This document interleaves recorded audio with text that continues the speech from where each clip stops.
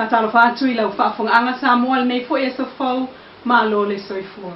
Le tautua fai pea lau Samoa Entertainment TV mai Samoa ai usi mai al whaafonga I whaapoponga wana tamua I le nei aso. Ua le lea toi nei I lunga o le vate atea leo le au fai pese a whanau sa waina ma tausia I tutono le loto ale Campus of Hope le SVSG tuana I mato. O le loto aolo no foi le lata I le selauta mai te whea wa I le taimi mai le pepe e o atu isfulu walu tau sanga le matua.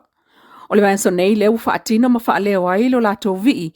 Ua whaitau sanga talu ono pepese ai. Ai ua whaatu a wha lawilo ai lunga sota inga tele vavel soswani. Al SVSG Youth ma le uso Entertainment. O ta ua whaamtalanga wha lawa e tele el Pristene o le SVSG Sili New Lina Jang. O le vi o le to manga o lo fa matalai o se moli ma wola fa nau I le fa malo si au o la to mo nei fa tusa I sa wanga sa fianga yai malato e mana tua pea e lea vi le teine talavo na o ane le lotoa ai o tuai sa tau mo fai le fa le mai petai o sa wanga na ya moli mawina sa fa ye lon tama moni ya teia sa masalomia na fa ina mai lava to tonga fa nau se tulo o le afa fine talavo ma fa atupu mai ai mama liwa I lava. O le soli tu la fono sa moli ma wai le tina o lona tina, ai o lona ia fo I tina, e maliu le afa fine, ai o tau fia lona tama il fal pui pui. O le si fo I soli tu la fono fa sanga I se afa fine, e mana tua pea sa wanga ona ia fo I matua. Le ai o mai nei, e le lopo o feo tia ai ai le tino o na afa fine, ma fale pui pui ai ona matua solo atoa.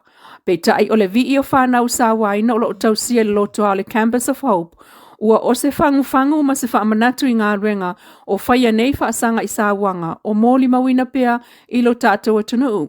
Pe tai o le ploketi o whaatino ai au whai pese, o se awala e whaasoa atu ai la ngona o le whanau ma lato moe mitinga ia sa o loto mai sa moa I sa wanga.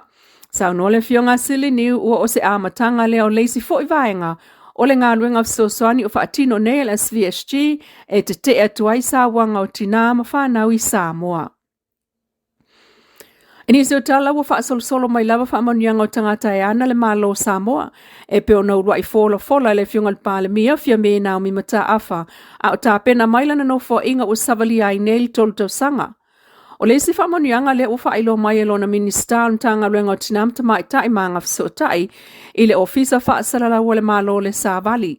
I le ta pena ai o se talo sanga e avantu le kapeneta mo le feo ai fua I vaa o le malo ma maua fua talavai a tangata Samoa iaia a fianga tu ma wale so I fua. Na amata mai whaamanianga o le vaenga le na I le lato tupe e se lauta la le masina. E se mai tupe maua I le masina pe a ausia le ono 5 tau sanga le matua o le pensiona.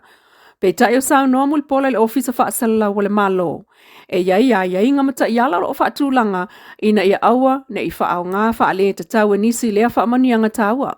O Samoa leisia tunu ua lato saini I le whenga inga whaavao malo e alo ia mamana iai lato iai a whianga tu ma wale soifua. E to alima tangata anu Samoa lo o molia leo le mta upu lea na vala a wail whaamsinonga lea songa fua e so otanga I le malio tu au maletino. I le toi whaamaninonga o I lato na e au fiaile li leo sinia o le tamaita ia onga tu stalam whaasalau le NUS o le whaipula le palemene ma leo ngali. O le mta upule na pe on tato li patia mua uto e tu watu ila sa fraila nei. E whailoa ne aisa fina ngalo le whaamsino whaatau le whaawawai. I le tausanga le nei o le mta upu pe tolo atu I se taimi o le tausanga fau. E pe on whailoa e loia le tu te elo lato tua ngia I le tausanga le nei. Ai o lo tau fia pea leo ngali o ta wailunga I lalo o le vai ngā leo I ta anu malala. Pei tai o lo ta lia pea fo I se la asanga o isim ta upu e tolu. Na vatu I leo ma le ofisa o sulufa inga e so tanga umalava I le maliu o tu au maletino. E au fia I le tangi el faltua ya matemati mai vasa va ele o le tangi el faipule le fionga le minsta ya la auli milmari e toa pulata I vao ma le talo sanga ma tua o tu au I le ofisa o sulufa inga mo se su enga il faatinonga su enga leo le maliu la alo. O le toa 5 lea o vala a waili lato mta upul faamsinonga e so tanga umalava le maliu le ia onga NUS ya tu au maletino. O se soli tu la fona u fata usanga o fata avale. Ile ofisa o leo mavala a waili faamsinonga mo lianga a leo faasanga ya ila to e to 5 o ta uailunga. Ai le ia lava se molianga i se ave taavale whaatamala wa mafua ai le maliwa tu au. Elena o oso, ulaongo, whaola whanua, tiapula, pāuaia, Vili paelo, ma whanavao mea whai ngā ruenga o lo mana o mia le au whai whaatoanga. O tā ua le whaamtalanga whaalawa i tele mtanga ruenga o whaatoanga ma whai ngā whaiva. O le ele tise leisi fo i mana ongo le au whai whaatoanga ai mai se lava i le vaenga i le o tele se tamau ai ngai whaatino ai atina e tau whaatoanga. Pei tai o le wha o aina o le whai whaatoanga i le ele tise maua mai le lab o le solar power. Lea wafsoasoani ai, le Asosio Whaatoanga Samoa, le Samoa Farmers Association po le Savea. O le lua fesfulun amata mai e le Savea e wafsoasoani le ngā lue whaatasi ai, o whai whaatoanga mati na e awala e whaafai ngōwhie ai, o na whaatau atua lato o loa maua. O le fionga ai umalo Clayton si mamao leisi nei tonu, o le whai whaatoanga talavou. Mai ta wina ai loa mana onga le Savea. Na iloa ne o le sua vai mal ele tise lava o lo mana o mia. O ina na e ai se manatu ile wha o ngā ina o le afi e ola mai le malosi o le la. Ma wha pena ai lava lea o manui ai nei se vaenga o lau whai whaatoanga. Ina ua si itia tūlanga tau so ta inga. Ile whaatau atu o loa ai wha pena fo i tūlanga tau so ta inga o tangata ngā rulua i whaatoanga ma o lātou a inga. Ua whaingo fie so ta inga ola le televise ma le leiti o. Ma whai una whawhanga telefoni ma whaawa wai, o na oso pea le fianga lue i le whai whaatoanga. O isi wa mole mawina le fiana no fwai lava i whaatoanga ina o ma whai una whaamalia ina mana onga, e lua lea sa asili o na polonga ai, o le suawai ma le ele tise. Ua o se awa no fo i e iloa ai e tātou tangata whai whaatoanga, le tā ua o le mālosi tau ele tise whaafawina, e maua mai le la. Ai o se sosoani a le Savea, po le asosia lau whai whaatoanga Samoa moana whai whaatoanga.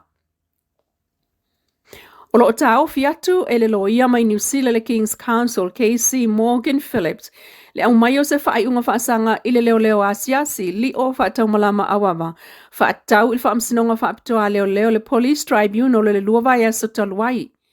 O li ipotia le talamua media wa whaatulanga i le aso tolu tasio me au mai ai sea whaai unga, peitai. Wa ngia i le lava li poti le tusi na tu inatu i le komsina ya au apa au longo i tino Filipo le aso lusfulu o melu o lua wha, na ta uai e Phillips a whailo inga i le aso ngafua i le lua i le afiafi.